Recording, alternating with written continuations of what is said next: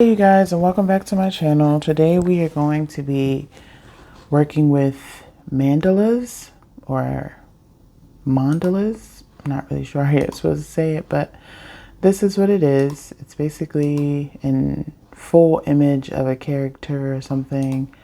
And the picture is just a lot of weeding on the inside. It's made of a lot of intricate details. And so I'm just gonna show you an easy way that you can upload this without having to weed all of this out when you're just trying to upload the image or contour. So first what we're gonna do is go to upload as you normally would. And I'm gonna select simple for this because it's only 2 colors, or at least it looks like it's only 2 colors. And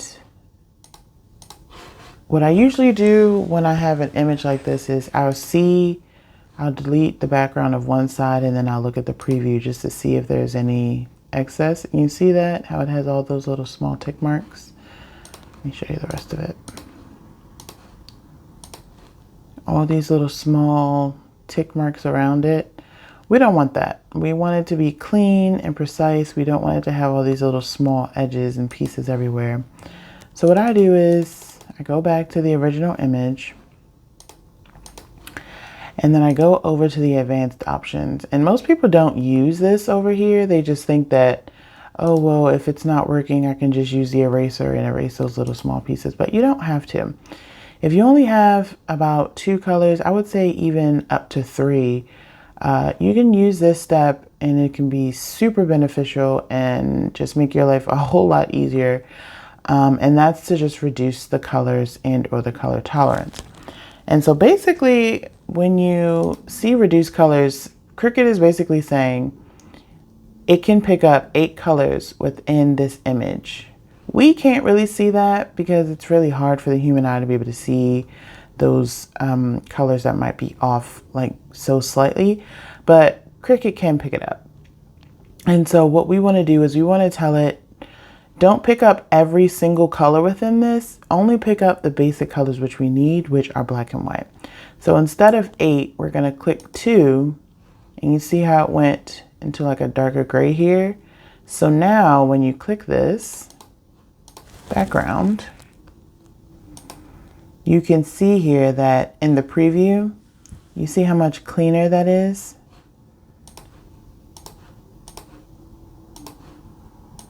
That is going to be a much better and precise cut, and it's going to be much cleaner and crisper too. So once that's done, you have your background out. Next, what we're going to do is instead of having to weed out every little bit of piece of gray in here, because this would literally take us all day to go in and do that, what we're going to do is instead of doing the inside cut, we're actually going to do the outside cut. And because we reduced the colors in our image, it's going to take away now all of the second color in this, which is black, from the image, at least the ones that are touching each other. And you'll see what I mean in a second. So I'm going to click the black, and you see how it took away the entire outline of everything and any black that was touching.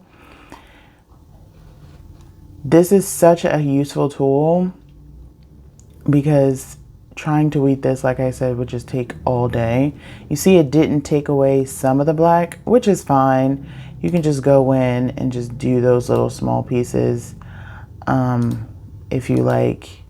I think I'm going to just leave some of the black pieces in here just because I'm already going to have enough weeding to do. So I don't want to have to do much more than what's already in here. I'm just going to take out some of these small lines and preview that. Yeah, that looks good. I like that that's thicker on the outside. I'm going to leave this one here, and these little small ticks are also fine to me. It'll still give you the basic image without messing up anything. Okay, so now that we have our inside, we're actually going to click continue. Save as a cut image. I'm just going to name it Snoopy Mandala.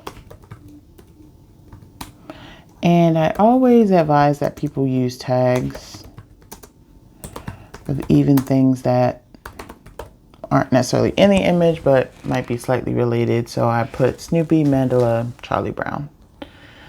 And then we're going to save the file. Okay, and then we're going to select it, add it to our design space.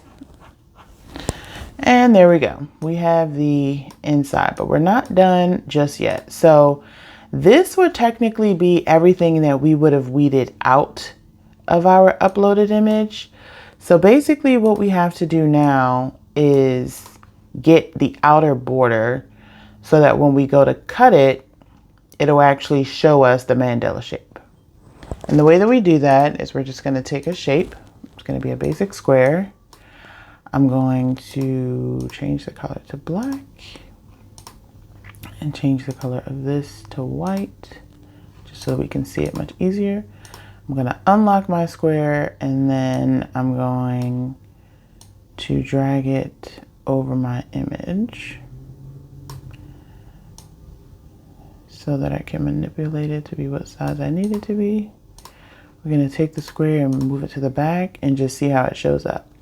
And already I think some of you probably can guess what I'm going to do next. You can see that within this square, I have the actual outline of the mandala.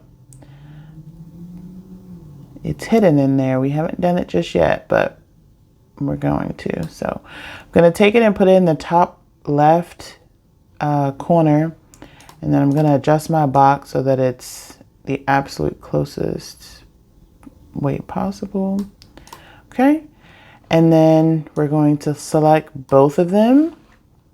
I'm going to right click and then we're going to click slice. It might take a minute. A lot of it being sliced out. Okay, great. And then once you separate it, you see this was our original image. This was the, oh sorry, this was the sliced image. This was the original image. You can tell because it's slightly gray. Or maybe not.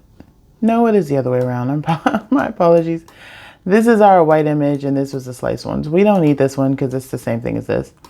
But then you see what we have left is our mandala. Now, when you go to cut, you actually have the image that you were trying to get from the beginning without having to weed absolutely everything. And we can check it against the photo that we originally had.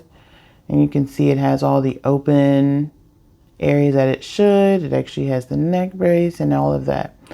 And basically to just get this black outline, you're just going to cut around it as you would any other mandala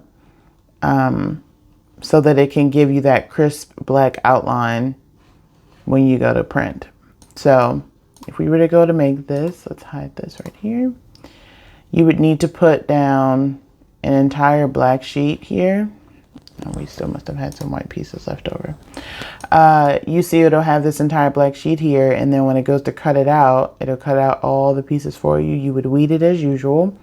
And then to get it to be smaller, you would just cut around the edge of the image. And that's really it. That's just our simple way of being able to cut a mandala without having to weed it. Thanks for watching.